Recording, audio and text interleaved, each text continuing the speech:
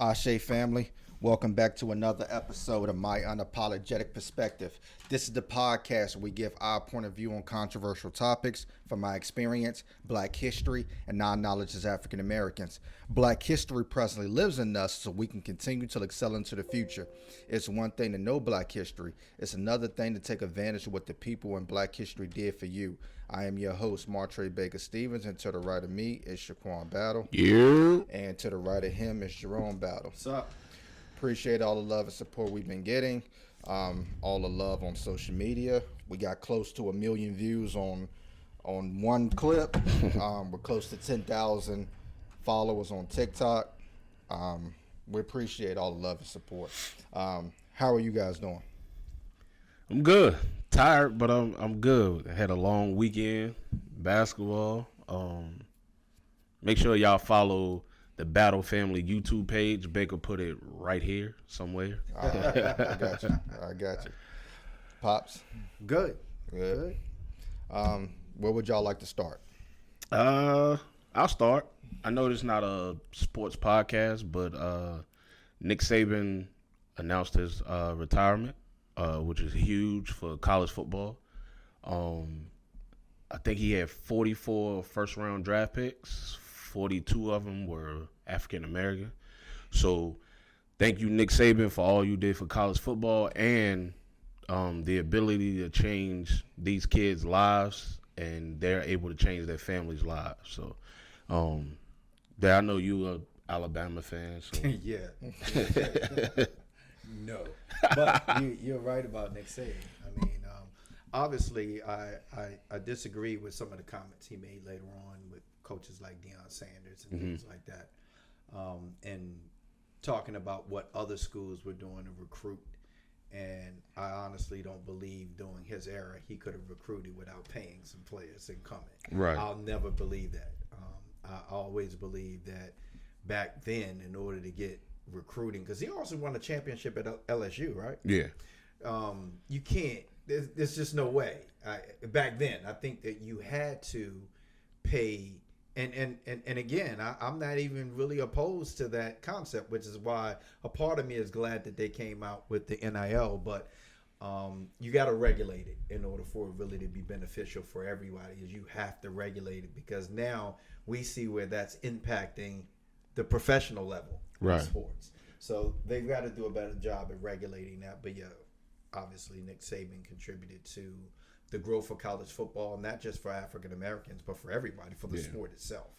Absolutely. He had more first round draft picks than he had losses. Right. And you could also associate the fact that now you have the playoff process. You can contribute some of that to coaches like Nick Saban. Right. Because people got tired of seeing the same teams play in the championship every year or be ranked number 1 or ranked number 2 every year. So you come up with a process to allow other teams to have an opportunity to play in that. So, yeah.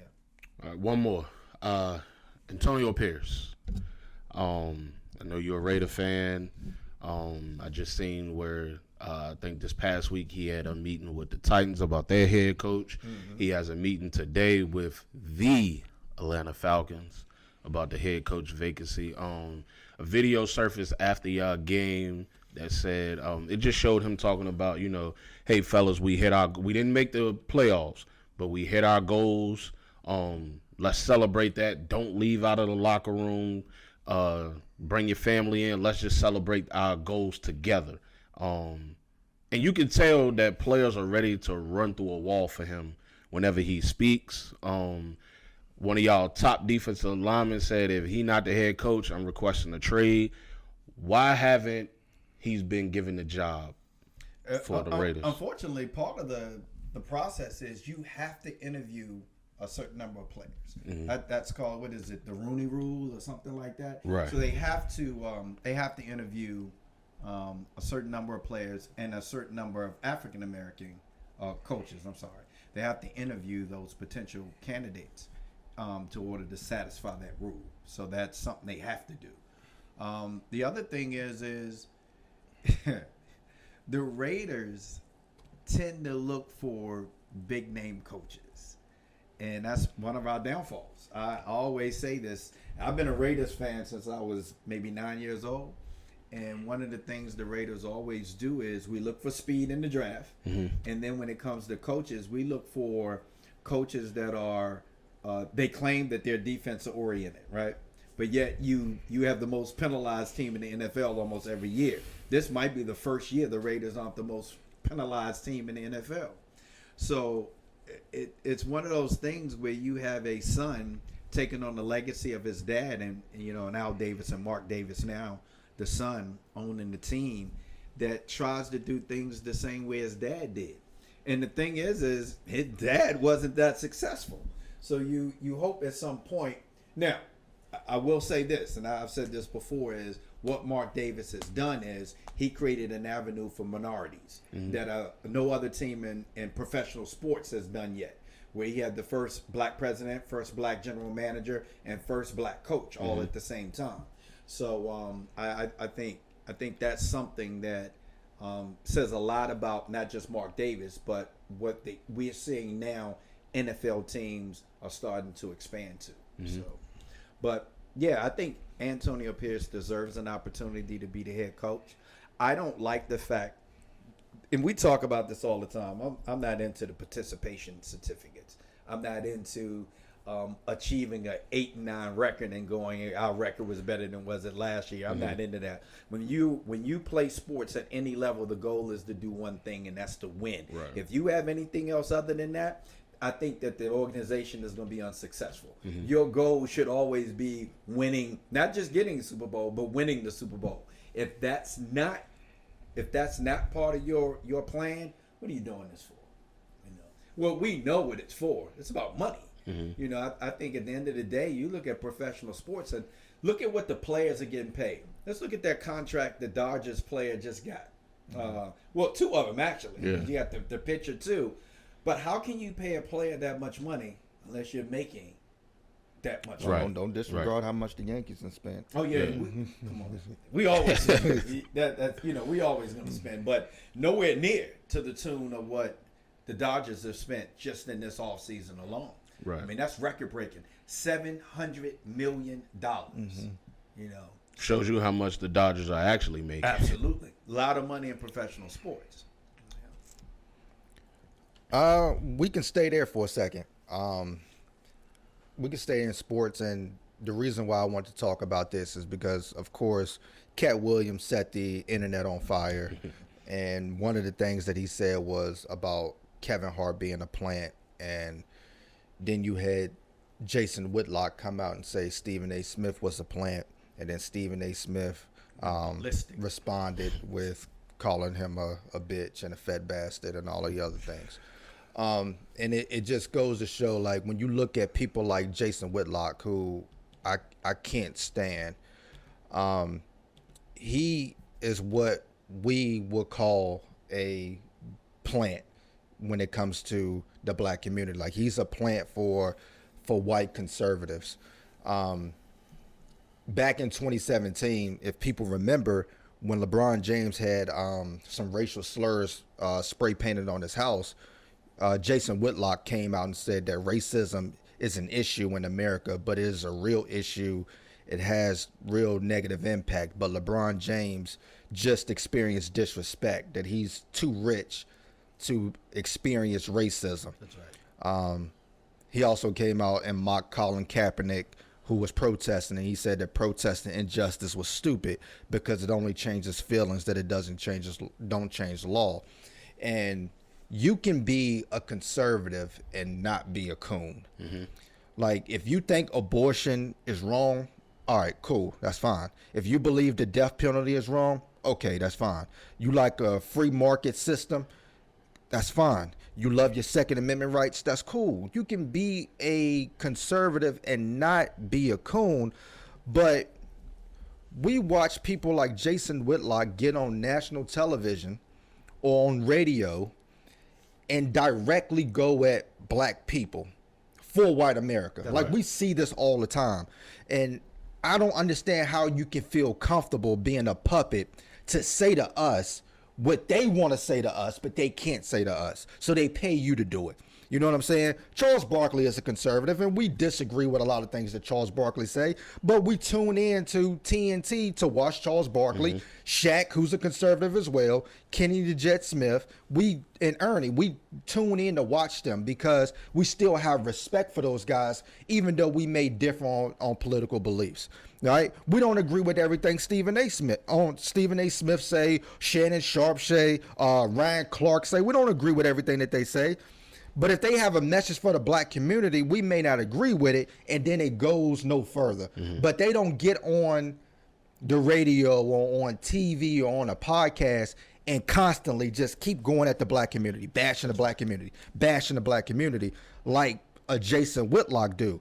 So just because Jason Whitlock, who worked at ESPN, and then ESPN let him go, and then he worked for AOL or some shit like that, and then he went to Fox Sports over there with a lot of other conservatives, and when that shit started tanking left field for him, that's when he wanted to call out people like Stephen A. Smith, which, like I said, we don't agree with everything Stephen A. Smith says, but I remember seeing Stephen A. Smith on ESPN, and he said a lot of things that black people already felt, right? So when he got on there, he called Kwame Brown a scrub. Right. Kwame Brown is a scrub. He can't play. That's what everybody in their mama was already saying in the black community, right? So he kept it real, but that doesn't mean that we had to agree with everything that he said. And that's how he began to grow. Remember, he left ESPN. That's right. And then he came back. That's not a plant. That's somebody that ESPN realized is valuable to our brand because he brings in the black community because he says things that they already agree with. Shannon Sharp the same way. They take Ryan Clark the same way. They take how we discuss sports in the barbershop and they take it on ESPN. That's what made us fall in love with Stephen A. He said what we always say. Exactly. He just said it on national TV. But you just see people like Jason Whitlock who don't understand that, and they just a mouthpiece for white America. I think Jason Whitlock does understand. I think Jason Whitlock is not only a plant. I think he's a coon. So for people that we talk about this on the podcast a lot, the difference between a coon and just a black person that may not know any better. Yeah. Like Herschel Walker probably doesn't know any better. You know, he probably didn't even realize what was going on. Right. Tim Scott knows better. Right. Candace Owen knows better. They're coons, so they have information that they know, but they choose to go the opposite because they prosper from it. Yeah. That's a coon. Right. They're benefiting from going and telling the other side of the story from that perspective and not including the black perspective. Right. Because they prosper from it.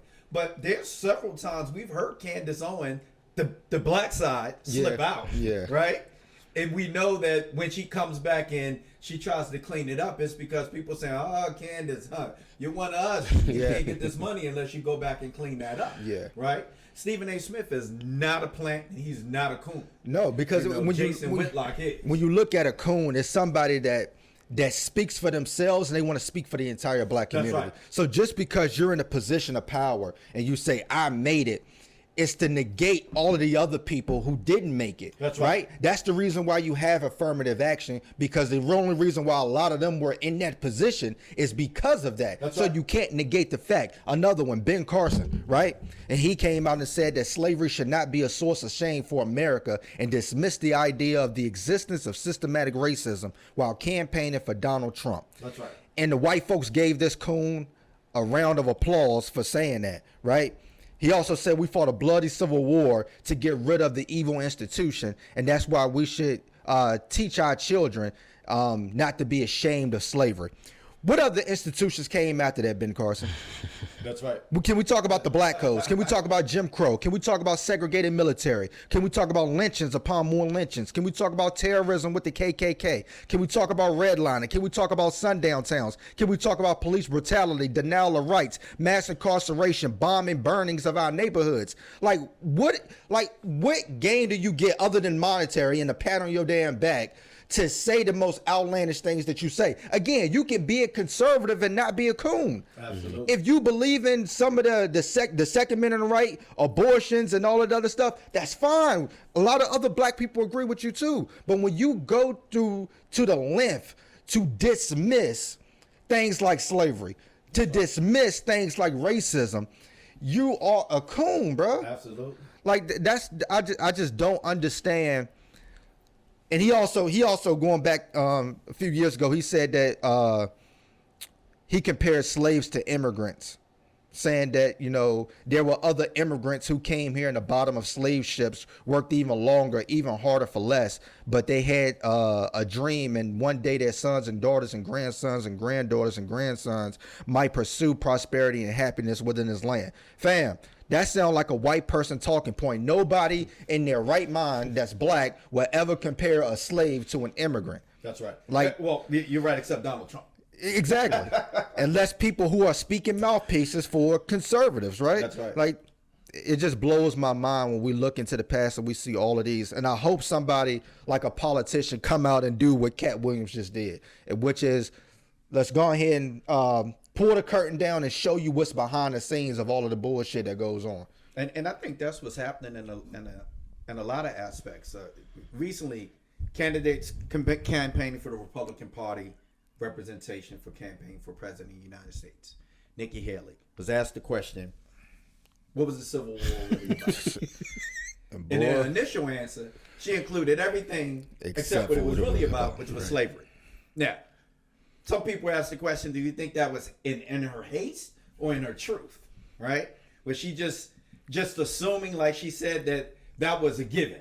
Well, given or not, it's something that's been trying to be erased from our history for the last 50 years. They want to kind of erase it. You're adding to that. In reaction to the negative response of Nelly's flow, you mentioned it on the last podcast. What did Joe Biden do? He quickly came out and said, everybody knows the Civil War was about slavery, right? He went on and gave it to you, right? Not because, I don't even know if he thinks it's true or not. It doesn't matter. But he knows, like you said, you got to sell it to the black population, and that's what he did. Meanwhile, Donald Trump, y'all's former president, Donald Trump, this is what he said. And I find this very interesting, but it also tells you how we got to where we are today based on history. I'm gonna quote something that he said. He said that he called the Civil War fascinating. Now, he used the word fascinating to describe the Civil War. And he says, I'm so attracted to seeing it. So many mistakes were made. See, there was something I think could have been negotiated, to be honest with you. I was reading something and I said, this is something that could have been negotiated. That was a tough one for our country. If you negotiated it, you probably wouldn't even know who Abraham Lincoln was. And that would be okay.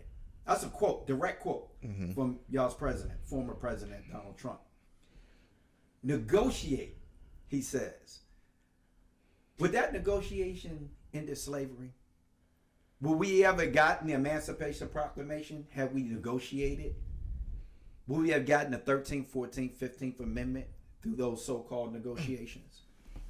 Now, in history, factual American history, I don't know if Donald Trump understands, but they did, in fact, attempt to negotiate. I was about to say, they did, in fact, try to negotiate. Yeah. For blacks in the United States, in the history of this country, negotiations look like compromises. And that's exactly what we did. That's best case scenario.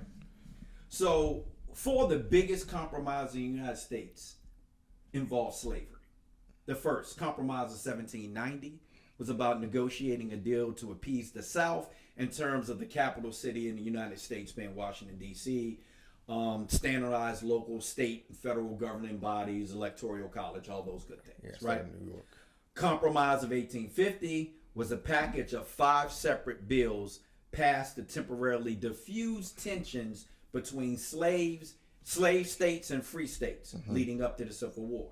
This actually postponed the Civil War with the Compromise of 1850. This compromise included these things. Approved California to enter the Union as a free state. The Fugitive Slave Act of 1850 was strengthened strengthened the fugitive laws, the slave fugitive laws, banned slave trade in Washington D.C., but still allow people to own slaves in Washington D.C. Defined the northern and western borders of the territory of Texas, and establishing a government for the territory of New Mexico, with no restrictions on whether any future states from the territory would be free or slave. The same for the territory of Utah. And then the debate over slavery in the territories erupted during the Mexican-American War as the South sought to expand slavery for these territories. And then the Compromise of 1877, which was an unwritten deal to settle the dispute over the results of the 1876 election. And in that dispute, the threat of political violence in the South went wild because of what happened. They pulled out all the troops in the southern states, Florida, South Carolina, Louisiana. They pulled the troops out. And as soon as the troops left, many white Republicans also left. And you had what they call the Redeemer Democrats. Because so for people that don't know, during this time period, today's Republican Party was really the Democrats then. For sure. And today's Democrats were the Republicans. And South Carolina, Louisiana, Alabama, Florida, all those states was caught up in that, all your southern states. So when the Democrats took control of the governing bodies in the South, they disenfranchised immediately all of the blacks that was in power. So you went from having blacks that had representation in the government to now you have none. And then you have all the other things that transpired after that. So when we look at the compromise that negatively impacted black people, as well as the political party development, it actually led to the first presidential proposed Civil Rights Act in America, which included anti-lynching, voter rights, and elimination of segregation in 1948, which most people don't even know happened. Everybody knows about the civil rights movement in the 60s, not the 40s. Why? Because it didn't change anything. Even after all of that, we still had in 1955 Emmett Tills. Yeah. And then we still had later on in 1955 Rosa Parks. And you just think about negotiate, compromise. We've done that. Yeah. And here we are today still talking about the same the problems we had back then. Progress, yes. Change, no. No real change has really happened, because what Donald Trump is talking about today is the same thing that went on back in the 1800s, and we're still talking about it today. It's the perception of black people not having value. And that's huge to today in the United States. They still don't look at us as having value. When you see commercials that include black people on TV today, they're doing one of three things. They're either an athlete, they're either singing, or they're dancing. Yeah. Nothing's changed. Same perception. For sure. And again, there, like you said, there was a compromise, because Abraham Lincoln did compromise with the border states to allow them to keep their slaves. What he told the southern states was, hey, look, this is temporary. We either gonna go back to slavery, or the enslaved Africans gonna have to go somewhere else. So this is just so That's right. y'all can't monopolize off this slavery thing, because as the westward expansion is happening at the same time, we don't want to push slavery to these states, because now that the cities that we want to industrialize, like New York, would never be able to get his legs off the ground due to you guys making so much money. I want to talk about a current event, but before that, I want to go into the history of it and why it's important, which is barbershops and beauty salons are the cornerstones of the black community. Everybody knows that, right? Enslaved Africans were leased out of local establishments, basically to go out and barber or groom white people. Even when they owned their own shops, they still only groomed and barbered white people.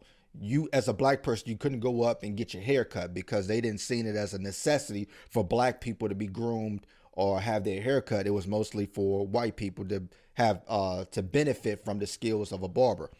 So at the time, it was considered an economic necessity just for white people.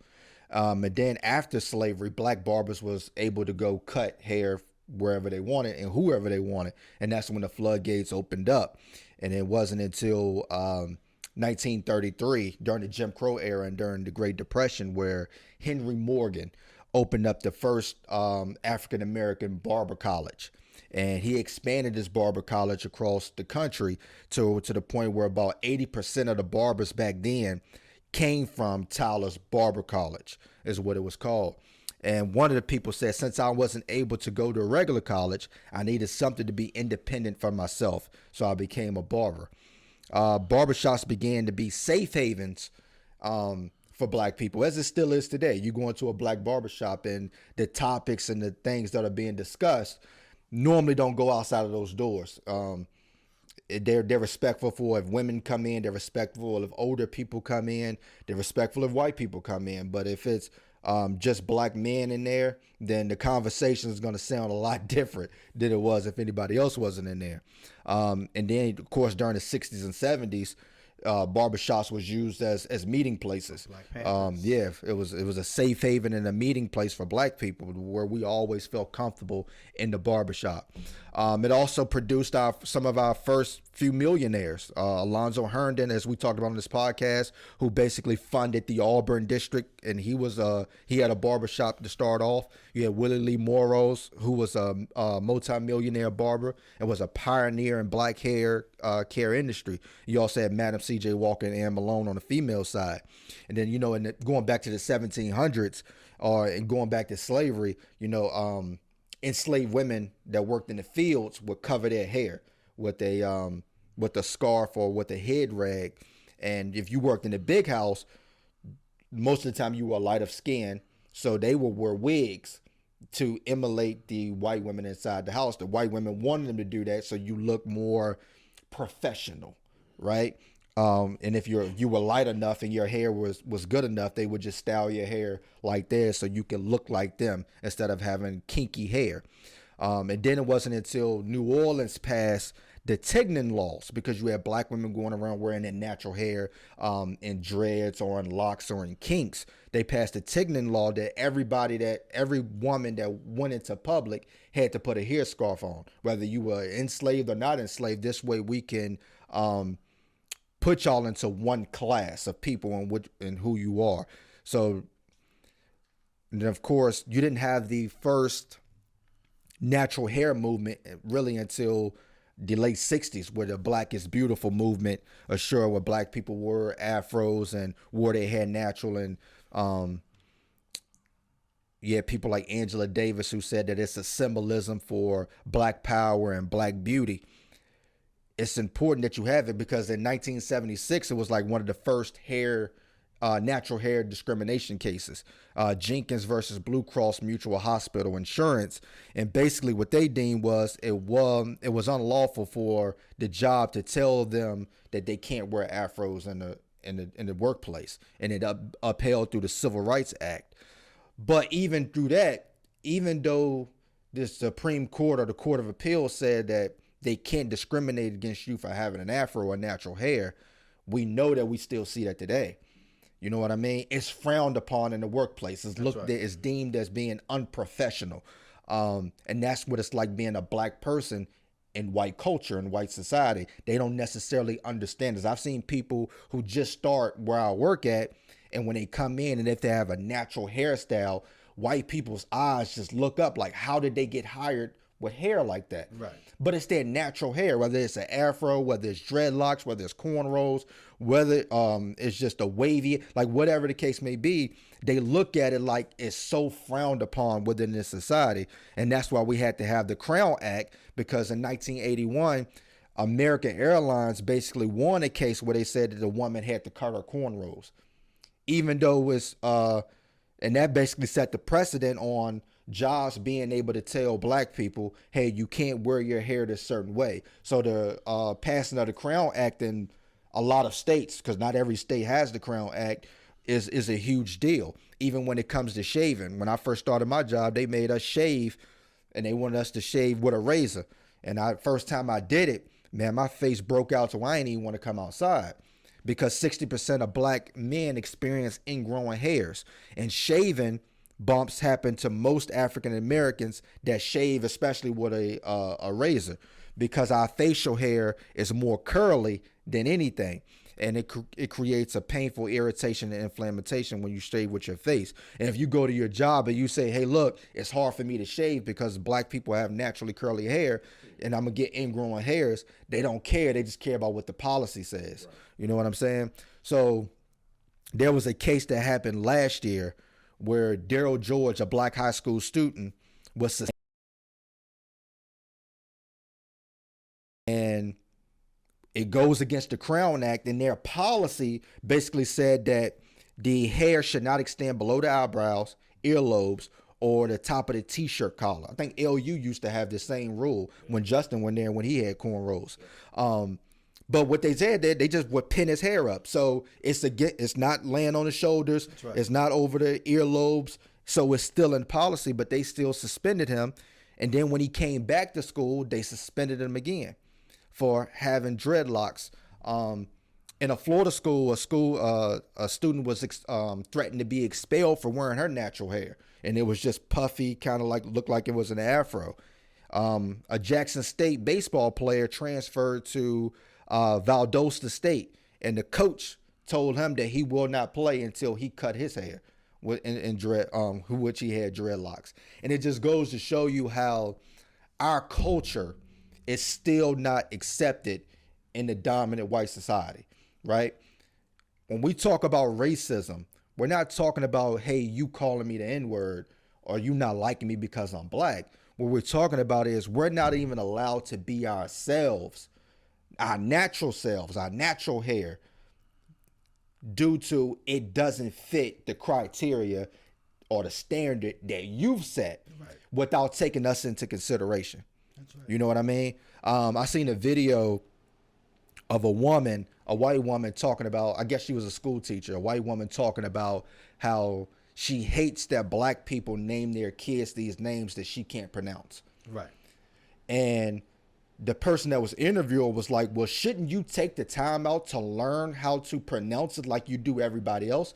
And she said, yeah, but it's not, they shouldn't just name them that. Well, you don't understand culture, right? That's right. So you have a lot of people like Asian Americans or, well, Asians or people from other countries that come here. They actually change their name just to make it easier for people to be able to pronounce it. But that goes away from the people that named you. You know what I mean? When you give somebody a name, especially first name, it means something to the people that named you. Your last name, of course, comes from ancestry. The reason why we kept a lot of our European last names is because that's the only way we can be able to trace back our history of the people who came before us. Right. But your first name means something, right?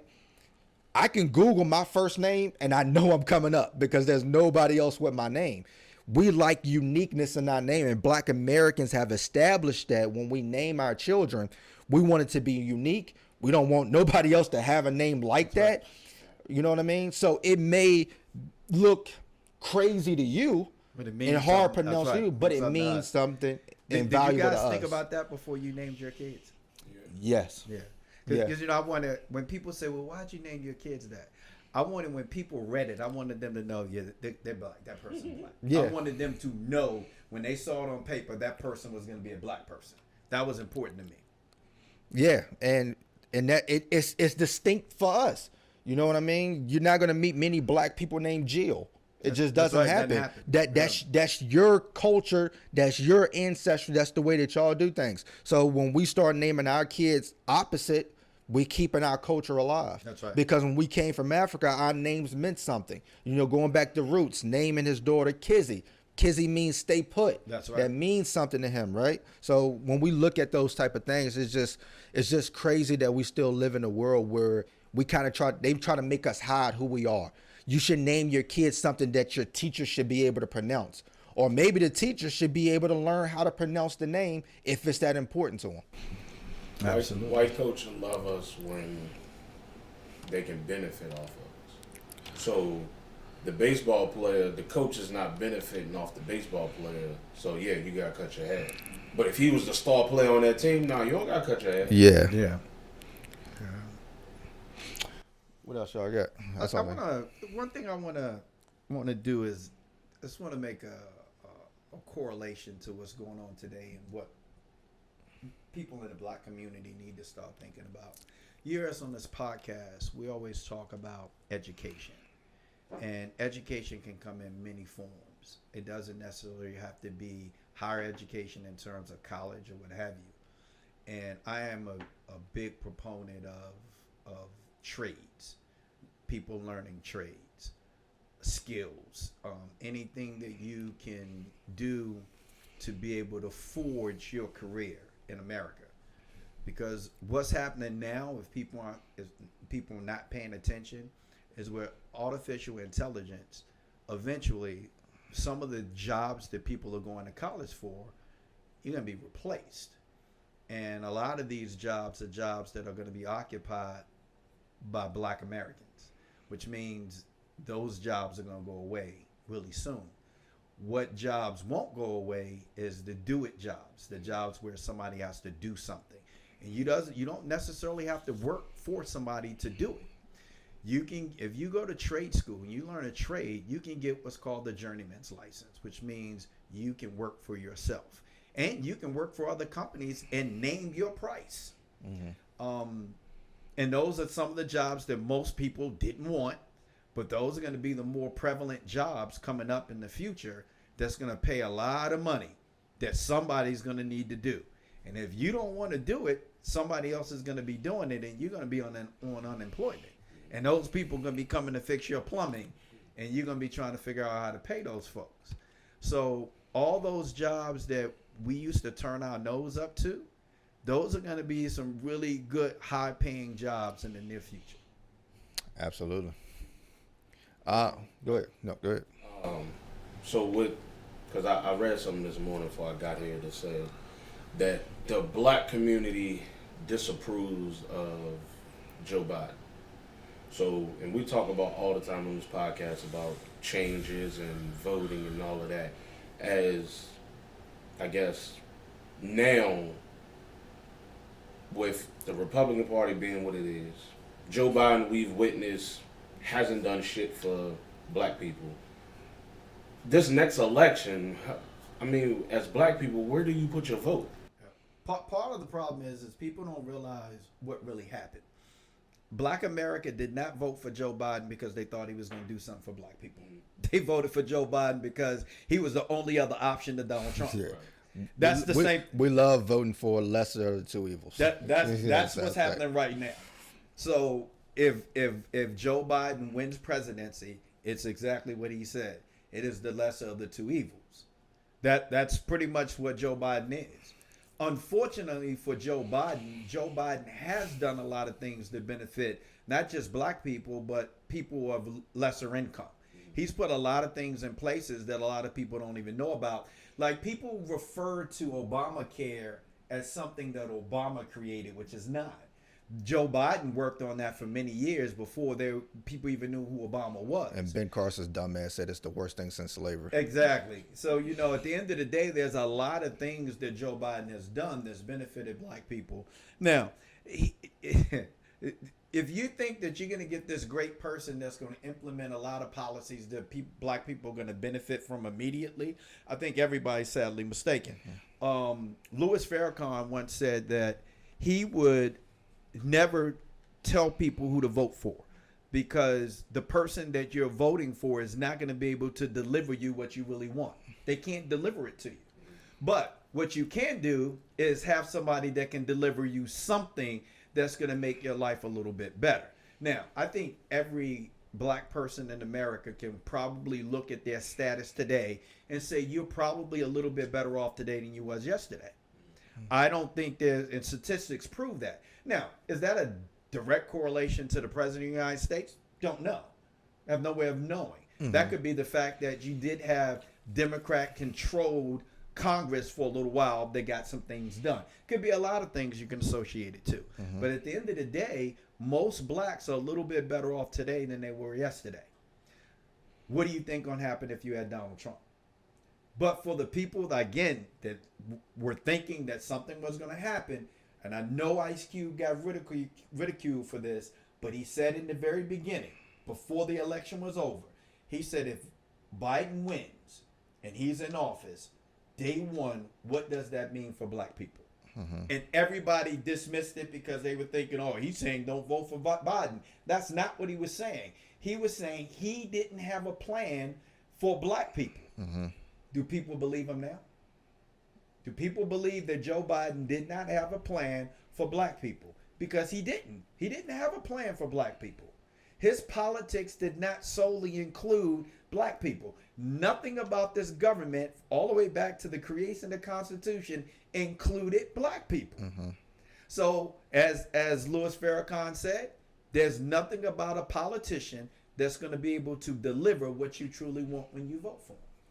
Yeah, and I believe, even when it comes to voting, I still don't think black people have a clue what they actually will want, or what conversations is that they actually want to have with the people to try to create change.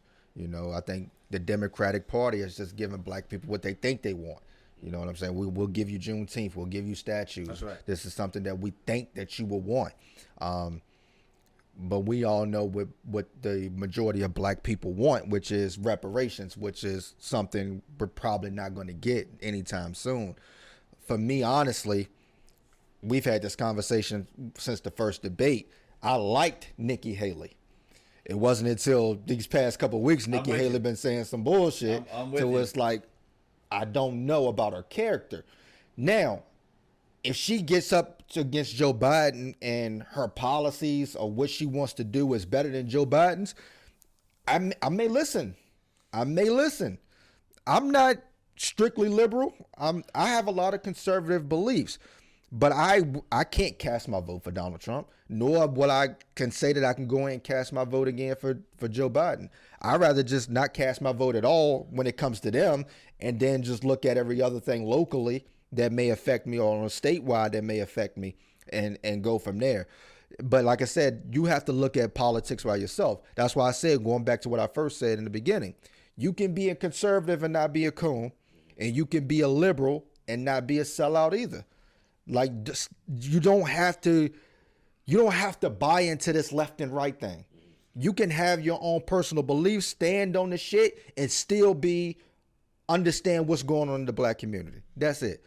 But does it surprise you guys that Donald Trump has so many supporters as he does have? No, and I think that's what black people should be afraid of. Not for the black people that's supporting him, is that who is supporting Donald Trump, who's standing behind him, and who likes the things that he's going to do, and how would that affect him? When he said when he get back in office day one, he's going to be a dictator, and then back there he's going to go back to being the U.S. president. That should bother people. Yeah. Now, between Donald Trump, Desantis, and Nikki Haley, well, we know Nikki Haley is the better of those three evils. I think so. Right? But between Donald Trump and Desantis, who is the lesser of the two evils in that case? Because both of them have similar ways of thinking as regards to black people and the way the history ought to be taught. They're very similar. I think Donald Trump would fake it more than Desantis will, which we'll have to live with. Yeah. Donald Trump, I mean, I believe Donald Trump will give black people, he'll give money to the HBCUs. DeSantis ain't doing that. Because here's where I see the biggest difference between Donald Trump and DeSantis, and even the governor of Texas. This is where I see the biggest difference. A lot of what Donald Trump does is rhetoric. He says a lot, right?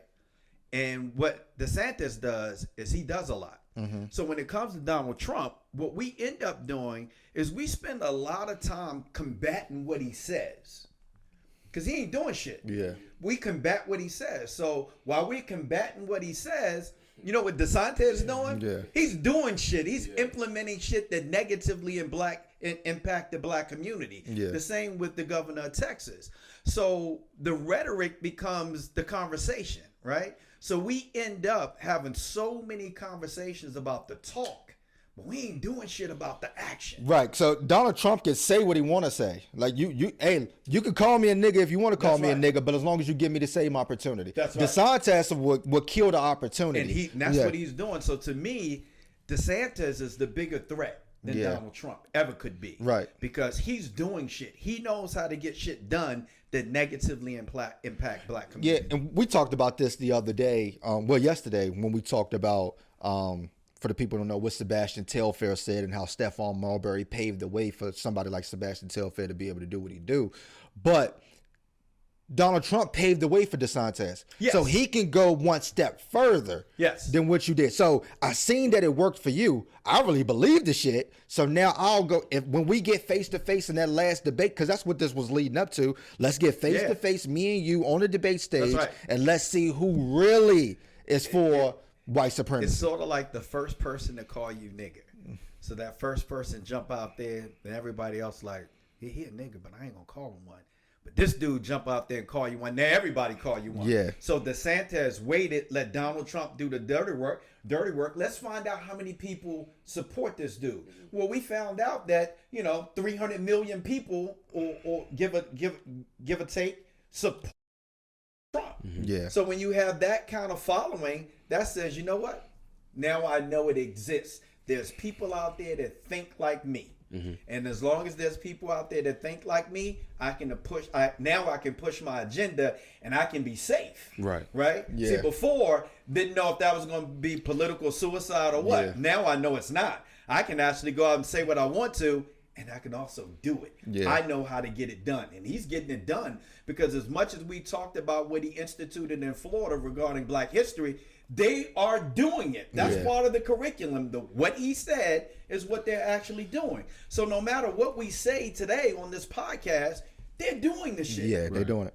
It's what Beck said about like Donald Trump. When you see the "Make America Great" hat, I know where to put you. Right. Where like what Beck said about social media, when people comment on things, it's from a fake profile. That's right. So you go to work with somebody that supports Santas, but you don't know that. You don't have a clue.